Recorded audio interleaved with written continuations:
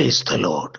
നമ്മുടെ കർത്താവും രക്ഷിതാവുമായ യേശുക്രിസ്തുവിൻ്റെ അതിപരിശുദ്ധമായ നാമത്തിൽ എല്ലാ പ്രിയമുള്ളവർക്കും പ്രഭാത വന്ദനം.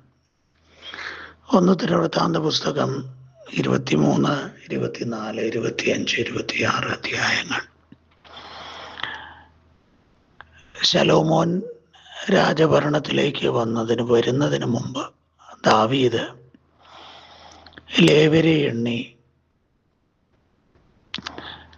ലേവ്യരെ കൂറുകളായി ക്രമീകരിച്ച് ആലയത്തിൽ സംഗീതക്കാരും വാതിൽ കാവൽക്കാരും അങ്ങനെ ആലയത്തിൻ്റെ വിവിധങ്ങളായ ശുശ്രൂഷകൾക്ക് വേണ്ടി നടത്തുന്ന ക്രമീകരണങ്ങളെക്കുറിച്ചാണ് നാം വായിക്കുന്നത്.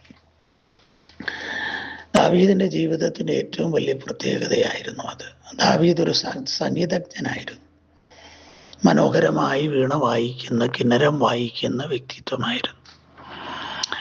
ആരാധനകളിൽ സംഗീത ഉപകരണങ്ങൾ ഉപയോഗിക്കുന്നതിലുള്ള താല്പര്യം ദാവീദ് പ്രകടമാക്കിയിട്ടുണ്ട്.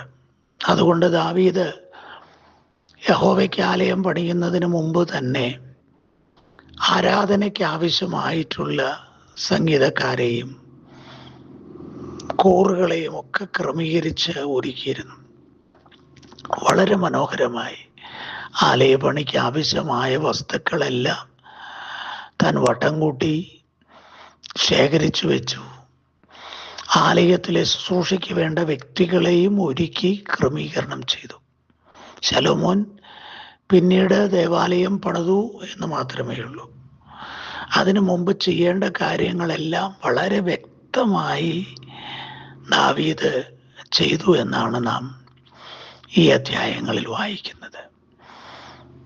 ദൈവിക ആരാധന എത്ര ശ്രേഷ്ഠമായിരിക്കണം, ദേവാലയം എത്ര ഉന്നതമായിരിക്കണം എന്നുള്ളതിനെക്കുറിച്ചുള്ള ദാവീദിൻ്റെ കാഴ്ചപ്പാടും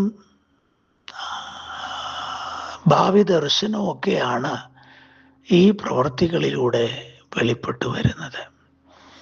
ദാവീദിൻ്റെ ജീവിതത്തിൽ അത്രത്തോളം ദൈവത്വനും ദൈവിക ആരാധനയ്ക്കും ദാവീദ് പ്രാധാന്യം കൊടുത്തിരുന്നു. അതായിരുന്നു ദാവീദിൻ്റെ തലമുറകൾ അനുഗ്രഹിക്കപ്പെടാനും ദാവീദ് ദൈവത്താൽ മാനിക്കപ്പെടാനും ഒക്കെ കാരണമായി തീർന്ന വസ്തുത. പ്രിയമുള്ളവരെ, നമ്മുടെയും ജീവിതത്തിൽ ദൈവിക ആരാധനയ്ക്ക് നാം കൊടുക്കുന്ന പ്രാധാന്യം എപ്രകാരമാണ്? എത്രത്തോളം ക്രമീകൃതമായ നിലയിൽ ദൈവത്തെ ആരാധിക്കാനും ദൈവത്തെ സ്തുതിക്കാനും നാം വട്ടം കൂട്ടാറുണ്ട്.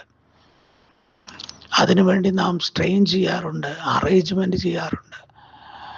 അതൊക്കെ ഒന്ന് ഓർക്കുന്നത് നന്നായിരിക്കും. തിരുവെഴുത്തിൽ ഇവയൊക്കെ നാം വായിക്കുമ്പോൾ നമ്മുടെ വ്യക്തിപരമായ ജീവിതത്തിലും വിവിധമായ ക്രമീകരണങ്ങൾ നന്നായി ചെയ്യുവാൻ തക്കവണ്ണം നാം ഉത്സാഹഭരിതരായി തീരേണ്ടത് അത്യന്താപേക്ഷിതമാകുന്നു.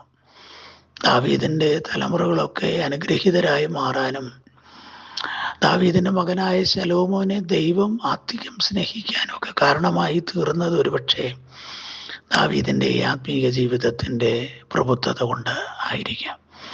എന്നെ കേൾക്കുന്ന പ്രിയമുള്ളവരെ, നമ്മളെല്ലാവരും ആത്മീയ പ്രബുദ്ധരായി വ്യക്തമായ ലക്ഷ്യബോധത്തോടുകൂടെ ദൈവത്തെ ആരാധിക്കാനും സ്തുതിക്കാനും ഒക്കെ തയ്യാറാകാം.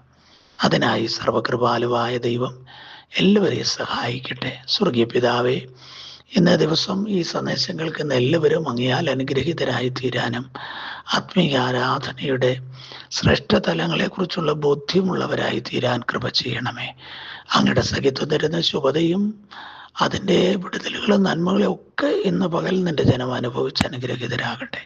എല്ലാ മഹത്വവും ആരാധനയും അങ്ങേക്ക് വരുമാറാകണം. യേശുക്രിസ്തുവിൻ നാമത്തിൽ സ്വർഗീയ നല്ല പിതാവേ, ആമേൻ, ആമേൻ, ആമേൻ.